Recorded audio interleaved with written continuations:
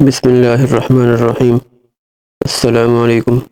ام سلمہ رضی اللہ تعالیٰ عنہ کہتی ہیں کہ جب ابو سلمہ رضی اللہ تعالیٰ عنہ کی آنکھیں موت کے وقت پتھرا گئیں تو رسول اللہ صلی اللہ تعالیٰ علیہ وسلم تشریف لائے اور اپنے ہاتھ سے ان کی آنکھیں بند کیں اور پھر فرمایا، جب روح قبض کی جاتی ہے تو اس کی بینائی بھی روح کے ساتھ چلی جاتی ہے۔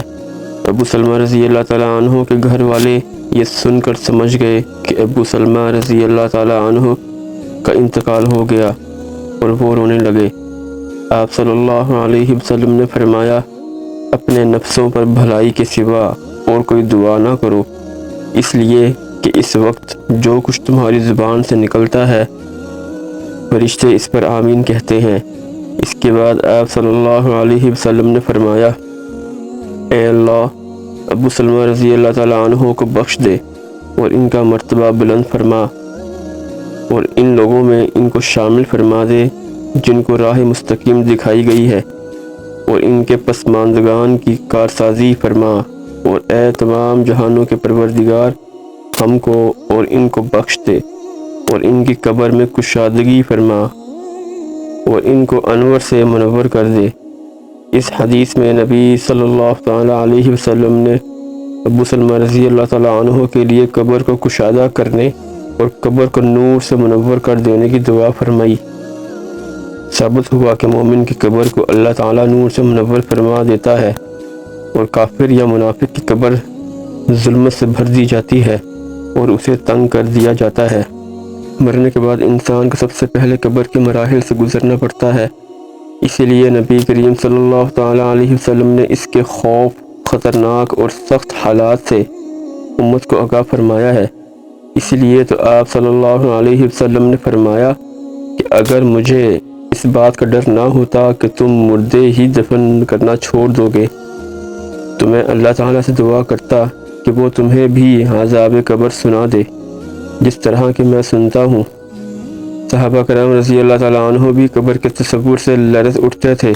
بے شک رسول اللہ صلی اللہ علیہ وسلم نے ارشاد فرمایا کہ قبر آخرت کی منزلوں میں سے پہلی منزل ہے، بس جس نے اس منزل سے نجات پائی اس کی بعد کی منزلیں آسان ہوں گی، اور جس نے اس منزل سے نجات حاصل نہ کی اس کے بعد کی منزلیں سخت، دشوار اور مشکلات سے بھری ہوں گی۔ رسول اللہ صلی اللہ علیہ وسلم نے ارشاد فرمایا کہ میں نے کبھی کوئی منظر قبر سے زیادہ سخت نہیں دیکھا۔ حضرت ابو ہریرہ رضی اللہ تعالیٰ عنہ فرماتے ہیں کہ رسول اللہ صلی اللہ علیہ وسلم نے فرمایا کہ مردہ کو جب قبر میں ڈال کر لوگ واپس آتے ہیں تو وہ ان کے جوتوں کی آواز سنتا ہے۔ اگر وہ مردہ مومن ہوتا ہے تو نماز اس کے سر کے پاس، روزہ اس کی دائیں جانب، زکوٰۃ اس کی بائیں جانب، اور دوسرے نیک اعمال، صدقہ و خیرات، صلہ رحمی اور لوگوں سے اچھا سلوک وغیرہ اس کے پاؤں کے پاس آ جاتے ہیں۔ جب اس کے سر کی طرف سے کوئی آتا ہے تو نماز اس کے قریب آنے سے روکتی ہے، اس کی دائیں جانب کوئی آتا ہے تو روزہ اس کو اپنے قریب آنے سے روکتا ہے اور آڑ بن جاتا ہے، اور جب بائیں جانب سے کوئی آتا ہے تو زکوٰۃ راستہ روک لیتی ہے اور اس کو قریب آنے سے روکتی ہے، اور جب اس مردے کے پاؤں کی طرف کوئی آتا ہے تو اس کے نیک اعمال یعنی صدقہ، خیرات، صلہ رحمی اور لوگوں کے ساتھ حسن سلوک وغیرہ آڑ بن جاتے ہیں۔ جب اس سے کہا جاتا ہے کہ بیٹھ جاؤ، چنانچہ وہ بیٹھ جاتا ہے، اور اس کو سورج ایسے دکھائی دیتا ہے جیسے غروب ہونے کو ہے۔ پھر اس سے کہا جاتا ہے کہ تم اس شخص کے بارے میں جو تم میں مبعوث ہوا تھا کیا کہتے ہو اور اس کے متعلق کیا گواہی دیتے ہو؟ وہ کہتا ہے، مجھے ذرا نماز پڑھ لینے دو۔ اسے کہا جاتا ہے کہ تم عن قریب یہ کام کر لو گے۔ پہلے اس سوال کا جواب دو کہ تم اس شخص کے بارے میں جو تم میں مبعوث ہوا تھا کیا کہتے ہو اور کیا گواہی دیتے ہو؟ وہ کہے گا، یہ محمد صلی اللہ علیہ وسلم ہے، میں گواہی دیتا ہوں کہ وہ اللہ کے رسول ہیں، اللہ تعالیٰ کے پاس دین حق لے کر آئے۔ اس سے کہا جائے گا کہ اسی بات پر تم زندہ رہے اور اسی پر تمہاری موت آئی، اور انشاءاللہ اسی امر پر تم زندہ کر کے اٹھائے جاؤ گے۔ اس کے بعد اس کے لیے جنت کا دروازہ کھولا جاتا ہے جس کو دیکھ کر اس کی خوشی میں اضافہ ہو جائے گا۔ پھر اس کے سامنے دوزخ کا دروازہ کھولا جائے گا اور اس کو کہا جاتا ہے کہ اگر تو نافرمانی کرتا تو دوزخ میں تیرا یہ ٹھکانہ اللہ نے تیار کر رکھا تھا۔ اس کو دیکھ کر اس کی خوشی اور شک میں اضافہ ہو جاتا ہے اور اس کے لیے قبر 70 ہاتھ کشادہ کر دی جاتی ہے اور منور کر دی جاتی ہے اور دوبارہ اس کا جسم پہلی حالت میں لوٹا دیا جاتا ہے اور اس کی روح کو عمدہ اور پاکیزہ خوشبو میں رکھ دیا جاتا ہے۔ یعنی ان پرندوں کے پیٹ میں جو جنت کے درختوں پر چرتے پھرتے ہیں۔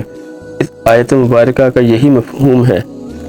فرمایا کہ کافروں کا حال یہ ہوتا ہے کہ جب کوئی اس کے سر کی طرف سے آتا ہے تو وہاں کچھ بھی نہیں ہوتا، بائیں جانب سے آتا ہے تو اس طرف بھی کوئی چیز موجود نہیں ہوتی، اس کے پاؤں کی طرف سے آتا ہے تو اس جانب بھی کچھ نہیں ہوتا۔ اس کو کہا جاتا ہے کہ بیٹھ جاؤ، بس وہ خوف اور سہمے ہوئے بیٹھ جاتا ہے۔ اس سے کہا جاتا ہے کہ یہ شخص کون ہے جو تم میں بھیجے گئے تھے؟ اسے ان کا نام نہیں سوچے گا، یہاں تک کہ اس کو بتایا جائے گا کہ وہ محمد صلی اللہ علیہ وسلم ہے تو وہ کہے گا مجھے معلوم نہیں، لوگوں کو کچھ کہتے ہوئے میں نے سنا تھا، چنانچہ میں نے بھی ان کی طرح کہہ دیا تھا۔ اسے کہا جاتا ہے کہ تو اسی بات پر زندہ رہا اور اسی بات پر تجھے موت آئی اور انشاءاللہ اسی حالت میں دوبارہ زندہ ہوگا۔ پھر اس کے لیے دوزخ کا دروازہ کھولا جاتا ہے اور اس سے کہا جاتا ہے کہ دوزخ میں یہ تیرا ٹھکانہ ہے۔ اس کو دیکھ کر اس کی حسرت اور ہلاکت میں اضافہ ہو جاتا ہے۔ پھر جنت کا دروازہ کھولا جاتا ہے اور اسے کہا جاتا ہے کہ اگر تو فرما برداری کرتا تو جنت میں یہ ٹھکانہ، یہ مقام اللہ تعالیٰ نے تیرے لیے تیار کیا ہوا تھا۔ اس کو دیکھ کر اس کی حسرت اور ہلاکت اور بھی بڑھ جاتی ہے۔ پھر اس کی قبر اس قدر تنگ کر دی جاتی ہے کہ ادھر کی پسلیاں ادھر نکل جاتی ہیں۔ اللہ فرماتا ہے کہ جو شخص میری اس نصیحت سے اعراض کرے گا تو اس کے لیے تنگی کا جینا ہوگا۔ اللہ تعالی ہمیں بھی نیک اعمال کرنے کی توفیق عطا فرمائے اور ہمیں قبر کی اور آخرت کی تیاری نصیب فرمائے۔ اگر آپ کو ویڈیو اچھی لگی ہو تو اپنے دوستوں کے ساتھ اس ویڈیو کو شیئر کیجیے گا اور اس چینل کو سبسکرائب کیجیے گا۔ جزاک اللہ۔